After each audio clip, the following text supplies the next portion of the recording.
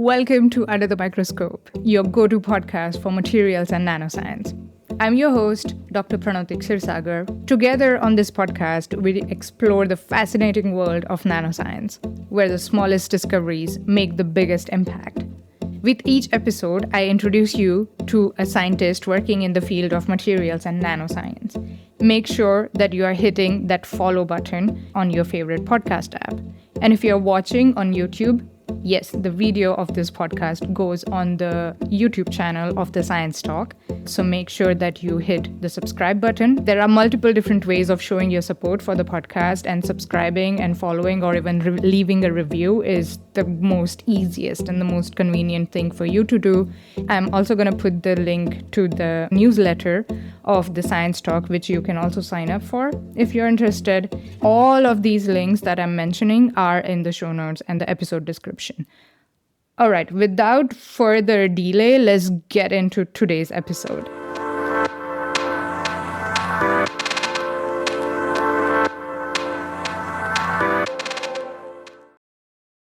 Hi everyone, my name is Pranoti. I'm your host of Under the Microscope podcast, and today we have with us the next QuanTour Hero from the Netherlands. Let me introduce you to Wolfgang Löffler, who is a professor at the Leiden Institute of Physics, and he will also be hosting the QuanTour light source, which is the quantum light source, and we will talk about his research, his career journey, and all of that good stuff. So please join me in welcoming Wolfgang. Nice to have you here. How are you? Good. Hi. Thanks for having me. It's so lovely to have you. I'm going to ask you so many questions. So let's start by understanding your research first. So can you please explain your research to us in super simple words? That is probably a little bit hard since we're doing fundamental research. Try to advance the understanding of light and matter and how these two interact on the quantum level.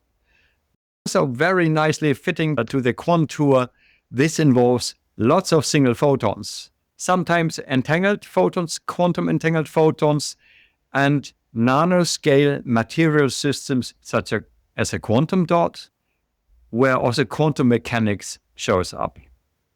And next to fundamental research, we explore also future applications, such as for quantum networks and quantum computing. Also try to move towards spectroscopies with these new kinds of light that we are making.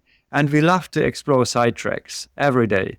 And for instance, we have experiments running to explore the limits of human vision, if you can see single photons. Wait.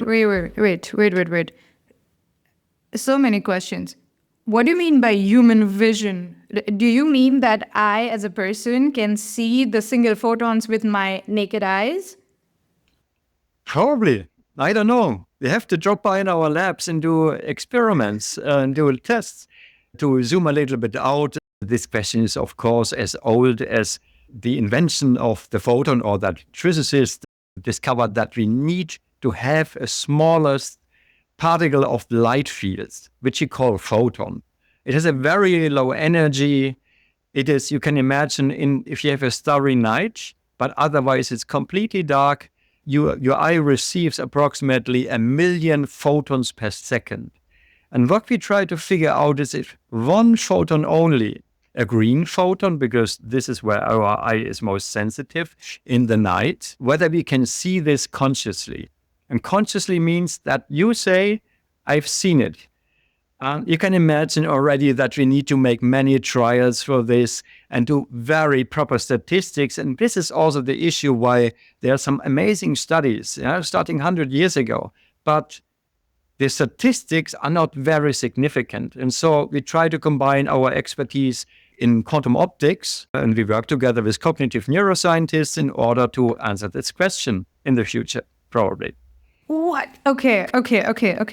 I thought we are going to talk only about the fundamental physics, and now we are combining with the cognitive neuroscience. And oh, wow. Okay, so a human eye is receiving, when I look up the sky and the starry light, you mentioned that we are receiving thousands of photons? Or millions even. So at the darkest night you can imagine, then it's still a million, but it is very well known in biomicroscopies that a single molecule that is absorbing light, this works on the single photon level, because nowadays in biology, in medicine, all these beautiful microscopic pictures of cells are basically made by observing one photon after another. And that's an amazing application of quantum optics that has come up in the past 10, 20 years or so. And yeah, as you say, usually I'm paid to do fundamental research with solid state systems that are actually a little bit poisonous even to handle, but we love to explore these sidetracks. And since we have this experience with single photons, we can measure them, we can calibrate our setups very well. And we know also math, we know statistics, and therefore we try to explore sidetracks. And because this is also not only a fundamental questions, my friends in neuroscience tell me that actually being able to do these experiments might be useful for neuroscientific questions. And therefore, I like to work on this. I have to visit your lab now. I have to. I have to. Okay, I will ask you more questions about this when I'm actually visiting your lab, but let me ask you a few questions about the fundamental physics on the quantum level, the light and matter interaction. So far with the QuanTour project, we have had gallium arsenide quantum dots, which are relaxed and stressed. We have also had boron nitride with the potential of them going to, or rather functioning in space, because boron nitride can basically function quite well, I think, at the room temperature. You don't need super cold temperatures. And we have also had entangled photons description for quantum security, quantum communication, secure quantum communication. And also we have had the site control quantum dots. So the fabrication of the quantum dots and the applications of the quantum dots, or rather the quantum technology, so to say. So where does your research fit in with this QuanTour features that I've had on Under the Microscope? I'm trying to understand, where does your research fit in? Actually, we're doing very similar research as the researchers who made the single photon source that is traveling through Europe. And we are investigating the same quantum dots, for instance, which was actually indium gallium arsenide quantum dots grown on gallium arsenide. And so in these molecular beam epitaxy systems that require the cleanest vacuum on Earth possible. And so we are investigating here in my group exactly the same quantum dots. We put them in slightly different optical microcavities where we can lock up the light so that the interaction between light and the quantum dot gets better, or we collect the photons from the quantum dot in a better way.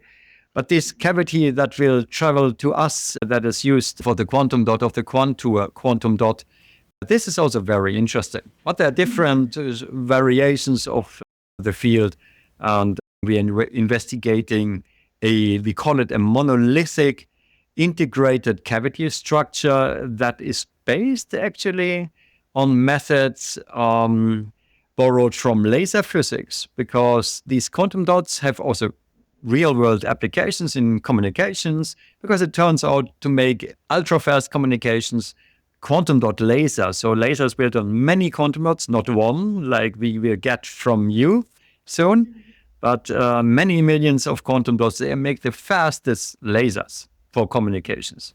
Correct. Okay. So do you also do the fabrication of, because I'm a material scientist, right? For me, it's also interesting. Do you do fabrication of the quantum dots and the optical measurements? Or do you then collaborate with groups who are doing the fabrication of these cavity or the bullseye structure of the indium gallium arsenide quantum dots? We are in Leiden not fabricating the structures ourselves, and we are collaborating with a number of groups starting from Santa Barbara to groups in Europe. But we are also exploring commercial sources of them, because these machines need to make them, they need to be really extremely clean. And that is something It's better, I would say, if people team up, and this is usually done in a commercial enterprise in order to get simply the best devices. Sometimes developing things in your own lab, you can reach a certain level of precision or accuracy, but by teaming up many people, which, for instance, also in beautiful international large-scale projects from CERN to LIGO or other projects, this gives results in even better research results. Yeah. Absolutely. Absolutely. Also, that's the whole point, or that's right, the beauty of science or the collaboration in science, right? That you join forces, you don't have to work in silos. It's just better if you work together, because then you don't have to reinvent the wheel. And also, it saves time. It's more fun to work with other groups as well. That makes a lot of sense. Okay. It saves money. Oh, definitely. That is also an important point. Yeah, it saves money, it saves resources, it saves everything. It's just efficient in all different kinds of ways. And it's also should be encouraged, or rather recognized and rewarded by funding agencies, probably. We are going to spend the money that you are giving us, or when you will give us, more efficiently and in the best efficient way possible, so that we are not reinventing the wheel. But yeah, we will come to that later on. With the funding agencies and stuff, we will come to that. This is super interesting, and I'm going to continue asking questions. I feel like I have to visit your lab and spend time with your group and with you for more than a week to get the full understanding of all the different kinds of amazing work that you're doing.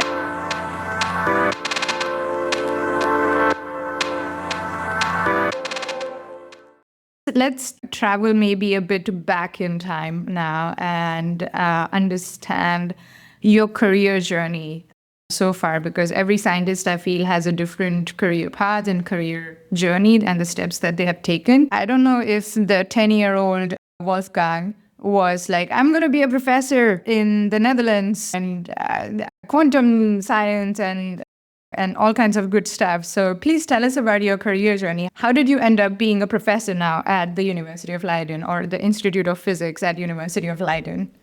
Yeah, actually, this is relatively simple, because we can use one of Europe's largest rivers to sketch my journey. I was born in Ludwigshafen am Rhine, so the river Rhine is flowing along Ludwigshafen, and I studied then in Karlsruhe, which is a little bit upstream, 100 kilometers. And I always was drawn to sciences, but whether it was physics or chemistry, that was never clear. But then somehow it turned out to become physics in Karlsruhe, and I had great fun there. Did also do my PhD research in Karlsruhe. Actually, very similar systems. So I was working with quantum dots in Karlsruhe, and at that time we made already electrically driven single photon sources. But it was quite harder at that time, because the technology wasn't so advanced as it is right now. And I remember that I wanted to do nothing with cryostats, so not at very low temperatures, but I wanted to work at room temperature afterwards. And I turned towards photonic quantum information, what I wanted to go. So I was looking on the map. I wanted to stay in Europe, was working on the map, and I wanted to go close to the coast, close to the beach, and to personal reasons also. And then if you look, I want to do experimental research. There are not so many places where you can do that. And Leiden was one of them. Of course, I haven't heard much about Leiden before, except for the historical lectures about that Einstein, Ehrenfest, and many other foundational fathers of physics were often present in Leiden. But about present-day research, not so much. And then I found a quantum optics group here. And they were doing something amazing I never heard about, which is that investigating quantum optics with singularities in light fields. So like vortices, like a whirlwind in light fields. And this was very exciting. And so I went to Leiden to learn this. And I think I did learn this quite well, quite quickly. And then I was doing here my own independent research for some time.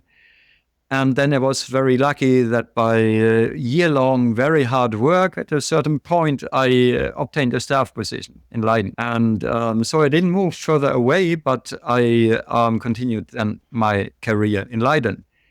And I changed research fields several times in Leiden. And so currently, one of my main research lines of my group is oriented along the little quantum dots again. And how do you feel about the cryostats today? They are easier than an espresso machine.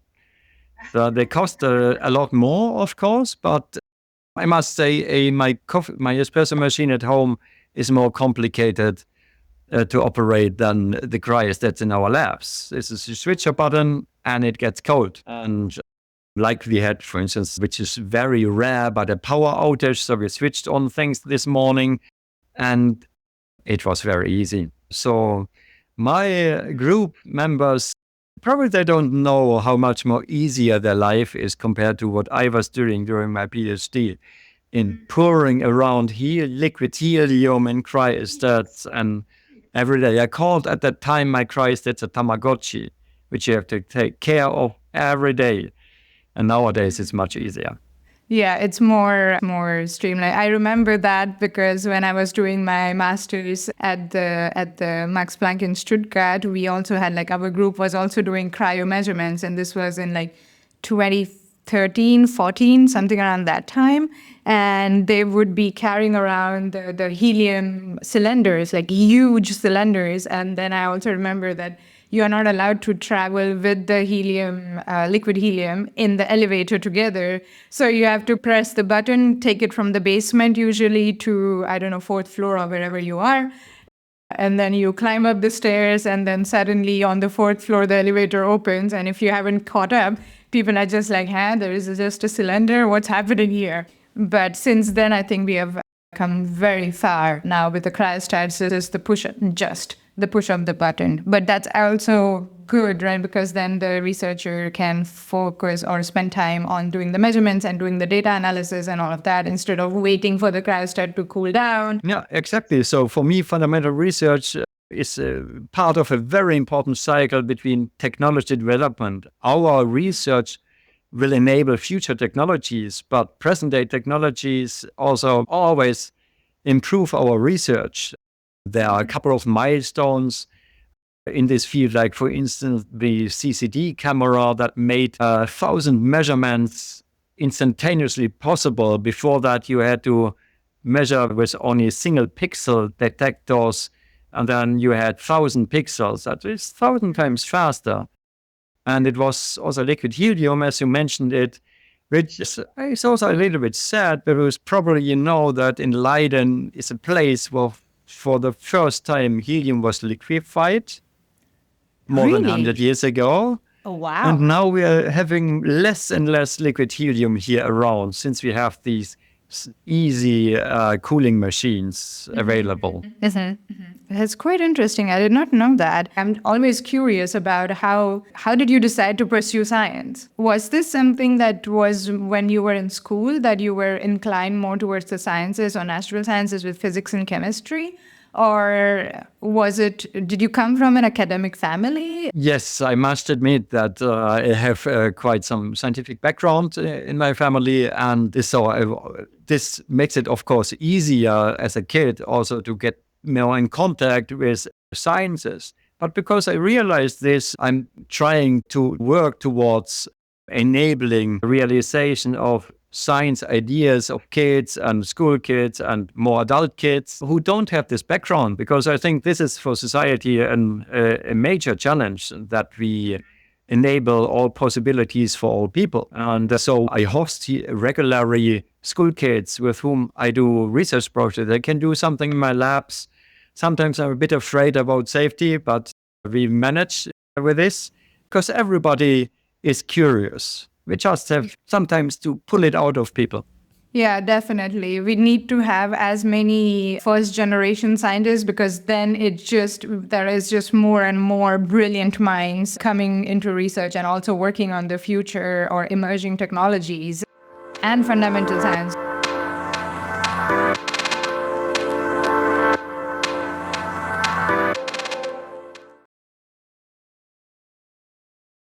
speaking of fun experiments, I'm going to ask you the next question, which I do get a lot of slack from the guests, because I'm going to ask you to pick one research project that you are most proud of and explaining it to us in simple words in the section we call In Other Words. Don't hate me. So there is a variety of projects and results which made me happy for some time, which made me think about it, and I was happy to discover new things. And you might know that this is actually sometimes for theorists easier because we have to deal with all our problems in the lab. But to mention one experiment, this is as we did something which sometimes they say is the most crazy experiment that we did, but it simulated so much research what we're doing right now, and that is we first made a whole lot of effort to make single photons. So for this, we use our quantum dot and we excite it with a laser, so a classical light source. And now, I need briefly to go a little bit back, and the classical light source consists not only of single photons. I guess you might have heard that in this context, in this QuanTour context before, but classical light actually consists, if you slice it up in packages, it consists of a random number of photons. And so this is why our quantum light source, which is on the QuanTour, is so amazing, because we can produce only one photon per slot that we want to have it. Okay, so we made that. We also spent 10 years in order to improving our single photon source. Then we made it, and then we were thinking, can we make, again, classical light out of this? So we are thinking, can we synthesize light? Now that is, of course, we're not the first one thinking about this direction, but probably even after all the efforts of making single photons, not many people still have the energy to think about to make, again, classical light of this. And so we came up with a very simple optical setup consisting just of a beam splitter and a few mirrors, which by some beautiful quantum optics effects produces states of light that contain, again, a random number of photons in every slot. And so we made that, we characterized it, we made theoretical models, which turned out to be really challenging. And then we could compare our experimental data.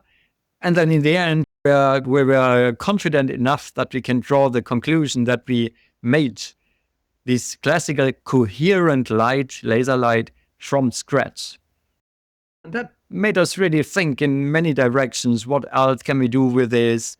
And we're still going on with this currently as you speak. Now, because it combines so many questions and raises so many new questions, this is one of my currently favorite research results. Okay, I understand. This is super cool. I understand why you picked this as one of the favorite ones. Questions. Why is it difficult to, or rather, let me rephrase it so that to make sure I understand it correctly. You made light from scratch, so there was no light, there was just dark. In the lab, through the magic, I'm putting it in quotes, suddenly there was light. No, we fed it with single photons. We made single photons, and these we inserted into an experiment, which then, as you say, it reshaped the photon statistics such that what comes out is much more like a laser pointer light.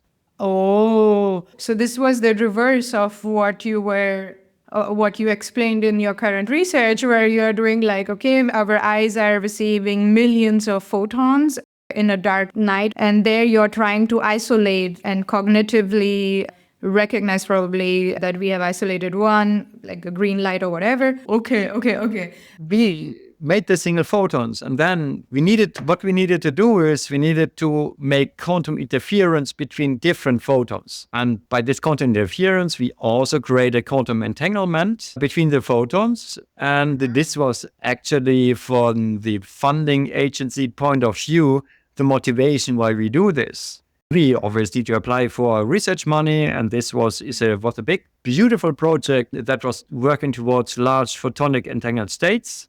Probably you had heard about this in the QuanTour before from some of our partners. And therefore, as a sidetrack, we always try to discover new fundamental things. And this is one of these things. By working towards a vision which is a little bit applied, I mean, it's towards photonic quantum computers, and this makes us discover new physics. Also why having a little bit an applied motivation in research is not bad necessarily. It can really new insights, new discoveries. This interplay is totally fine, I think. Yeah, definitely. This is so cool. This is so cool. So when I visit your lab, because that's happening, will I be able to see this in real life where you have the single photon and then suddenly, I'm putting suddenly in quotes, there is a green light or whatsoever? Oh, no, so we don't change the color. That is probably a misunderstanding, but it's still what usually where our single photons are is in the just not visible near infrared, as we call it. But we are having also experiments here ongoing where we use actually quantum dot which emit green light. So this we can also do. Okay. But the best single photons, and this is why the QuanTour source is also in this near infrared. Currently, simply the best single photons, they are not visible. That is how it is. Yeah, they exist, but they're not visible. But you're already working on a project with the neuroscientist, cognitive neuroscientist. So next time when you come on the podcast, because you're definitely coming again on the podcast, I'm going to ask you more questions about this particular project that you're like, oh, how is that going? Oh, wow. This is light from scratch. This is so cool. This is just so cool. It's so cool. Wow. Wow. Okay. And you also mentioned that, of course, you work with a lot of different groups and like you made it work. This is really cool.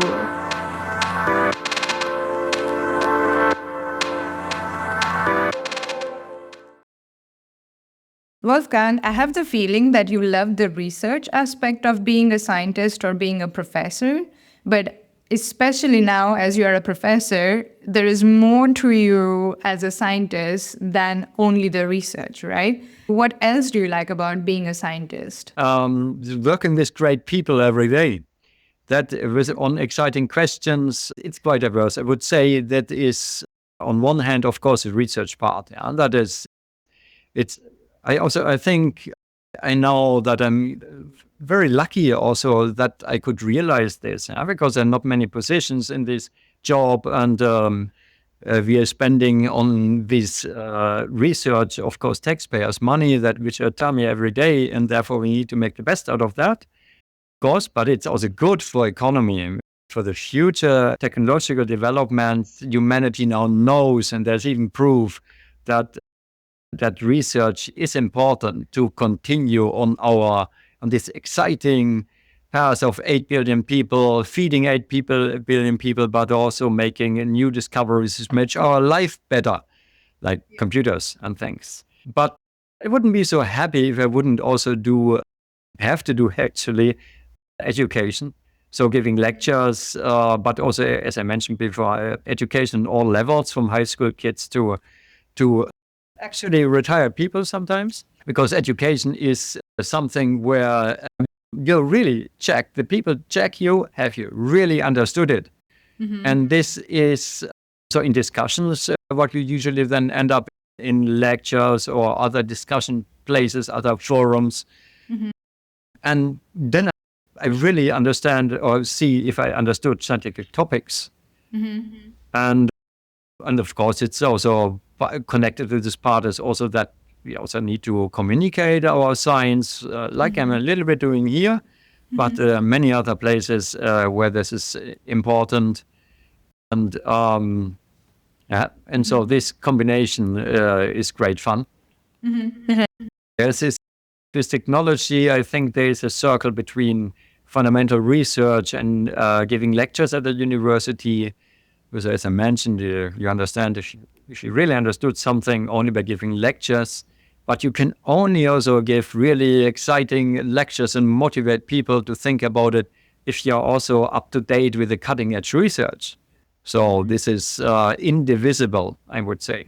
Definitely. You have to be on your toes. You have to know, because the undergrads or graduate students or even school kids in some cases, they will ask you questions like, is this really happening? Or they ask you questions because they see it in a completely different perspective. So this is a good test of your knowledge as well. Like, oh, I haven't thought about it. It's also interesting that you mentioned that, I mean, of course, working with great people, collaborators and project partners, and this is always great, but also the education aspect or dissemination aspect that goes from high school or rather school kids to even retired folks. So general public plus the budding scientists or emerging scientists, and then also combining the fundamental research and the emerging technologies or future technologies, they work together. So there is just so much definitely keeps you in science. I see that. And from what keeps you in science to what barely keeps you in science, if you had 3 wishes to improve your research experience, what would you ask for? And I'm not promising anything here. This would be great if she could make the deal here, of course. Also, I think I'm actually pretty happy that I'm also nicely embedded in the institute, by the way, which I haven't yet talked about, because there's also a management aspect, of course, of being a scientist. I do not only have to manage me and my group of around 10 people, and all the cryostats and all the hardware, but also a university has to be run, and this is also great fun to do. But anyway, of course, due to all of the things which one needs to do at such a position which I have, there's one thing which I'm running short, which is time. And this would be of course, the most important thing if the day would have 48 hours or something like that. But still, I think I'm extremely happy about this, and I know there's not much that can be done about that. And there's, of course, always also things connected, like for everybody, no matter in which job you're working and that is about the security of a job and the funding in my way that I can continue hiring good people to work with me on problems. And this is so-called science funding. And there's pretty much proof that it pays back. And people say every euro invested into even fundamental research, where not tomorrow is an application, but probably in 10 to 100 years, that mainly probably by the education we are providing, the extremely high-level education. I mean, it's hard to work with me, of course, that this will pay back 6 to 10 times. That is what the conventional wisdom is about this. And but despite this, we are a little bit short on funding. So we have to do quite some efforts to write proposals, come up with new ideas, and this quite often. And this, of course, also costs time. But it also makes me think, what do I really want to do? So I always try to find the positive aspects of also seemingly annoying things. That's quite interesting. So you mentioned time, also the management duties, of course, that you have. That is also something that we didn't really have a lot of time to go into. But it's quite also interesting, right? Because as you progress in your career, there is more and more responsibility that is coming in addition to the science, and that then goes into influencing or building or rebuilding the foundations of science, be it through funding, be it through contracts, be it through, I think most of it comes down to funding. So then keeping like equipment to the best cutting edge level as possible. So not just buying the equipment, but also maintaining the equipment, which also costs a lot of money. So more time is what you would like, probably with your group, in addition to with your institute that you're running as well, together with your team. Better funding? Better funding we had already. Better funding, and do you have a third one? Kind of, it's a little bit hard to come up with one unique aspect there, and because many things are connected to either or in a way, and so probably it's also as a sign that they're doing pretty well. I have to even leave it with these. And yeah, I think so. So more single photons, of course, in the context of QuanTour, more and better single photons. More single photons and better single photons with the QuanTour quantum light source that will be coming to you. Exactly.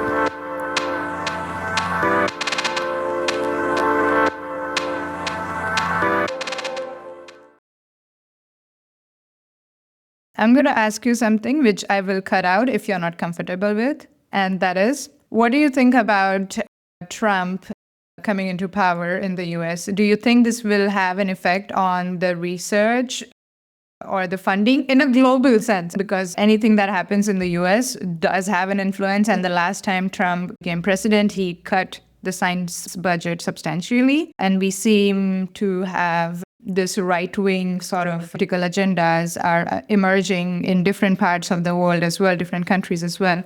So if you want to share that, if you don't want to share that, that's I completely understand. But I just to take the focus out of the Netherlands and just do more general because everyone is talking about Trump and his shit. So if you say, Wolfgang, no, that's fine. Yeah, so I think it is very important also to see how things and why things are happening. So this is where the internet media also play really a significant role, and disinformation, how populists gain power, be it in the US or be it in Europe, in particular the Netherlands. And so I think it is very important, and this is also an important mission of me, that we have to restore trust into scientific research, proper research in the public. And people seem to have lost the ability to recognize fiction. It's all the social media things.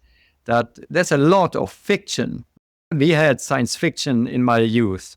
It was totally clear, beautiful things that is completely crazy. But and some people couldn't realize also this boundary between it. But now, because there's so much, apparently, I of course don't consume that, out there that makes people wonder about things where you have to trust your doctor. You risk your life if you don't trust your doctor. That most people still realize, but also with science, trust us. We work by trying to be rigorous and understanding things. So that is very important, I think, about that. Science funding is in jeopardy with these narrow-minded populistic governments, of course, because most have no plan whatsoever for a longer future, be it in the US or be in the Netherlands. And therefore, I will go on a demonstration in half an hour, actually. Therefore, we have to stop here in Leiden, where we also have the same issue. There's a government which makes a significant budget cuts for education and research. And it's demolishing the future. I think there's much other things one should make budget cuts before in education mainly. I actually even agree first kids, then teens, and then later in the food chain should come fundamental research. It's most important that education at schools is funded enough. But also to end with something positive, we've seen we survived quite a bit in the past 5 years, what we've done, not only Trump, but also other things. Humans are very flexible animals. And I have trust that humanity will somehow survive. Absolutely. Absolutely. Education, fundamental research, and also the good point that you mentioned there is the return on investment on the fundamental research or any sort of research, scientific research, in the best interest of any region or country or state or whatsoever to do that, because you're going to see the return on investment is 6 to 10-fold almost. Yeah, that is just the economic revenue that you can see, and but the societal revenue is extremely hard to measure. I'm actually organizing a sub-conference in January next year to try to work a little bit towards figuring out the questions with experts in this field. I am not, of course, because I trust other experts on these things. Same story. And this is very hard to measure, but what I always say is we need to come up with new things which excite people. I mean, just thinking what amazing abilities smartphones have enabled, and people need new things. to be happy, apparently. And Definitely. So I can't grant all three of your wishes, but I'm sure you will have more time, more funding, or more just better infrastructure. Let's just go with better infrastructure for research, for you, for your team, for the emerging scientists, for kids, for the society in general. Let's just put that out there. And I believe that you have more power to make your wishes come true than I have, but I'm more than happy to help. thank you. This has been great, Wolfgang. But before I let you go, I have one last question for you, and that is about your time on the BlueSky account of Under the Microscope podcast, which is essentially every guest on the Under the Microscope podcast gets to curate and post from this account for one entire week, from Monday to Sunday. So when you and your team will be taking over the Under the Microscope account on BlueSky, what can the followers expect? You will get a look into a Leiden lab. So that is, of course, the main point also, that we will show you how we do things in Leiden. This will be a bit different than at other places. But then I hope to take you also on a journey on other projects. For instance, one thing what we do with the single photons. There's one project to figure out where you are. So for instance, how do I know to whom I'm talking with really? That is actually a question which is crucial in the internet. We trust this little green button on the URL bar. And this is based on classical cryptographic schemes. It's amazing that this works so amazingly well.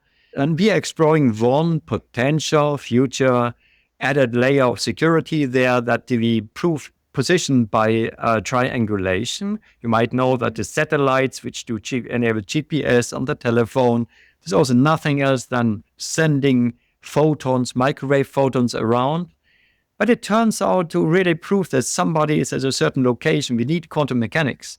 And we worked out in the past years protocols and experiments with this. And I will show you a bit how these single photons coming out of the QuanTour source can be used for that. So that is one of the side tracks that we are doing.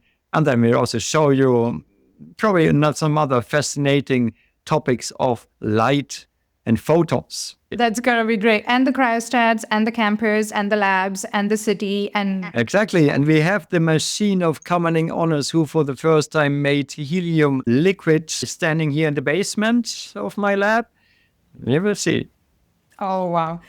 Cannot wait to have you on the BlueSky account as well. Looking forward to having you now. There is just so much that is coming up.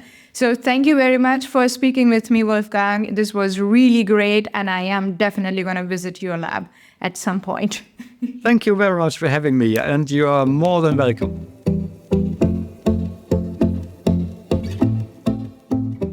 I hope you enjoyed this episode. And if you are not following the podcast Under the Microscope already, please do wherever you're listening right now. If you're watching on YouTube, please go ahead and subscribe to it. If you're listening to Under the Microscope on Apple Podcasts, feel free to leave a review. That would be wonderful. If you're listening on Spotify, do share in the comments. How did you like this episode? What were your key takeaways? And please do follow Under the Microscope everywhere. This is absolutely for free for you, and it means the world to me, and it enables me in bringing more and more amazing guests to you. We have big plans for season 7. Thank you, and see you in the next one.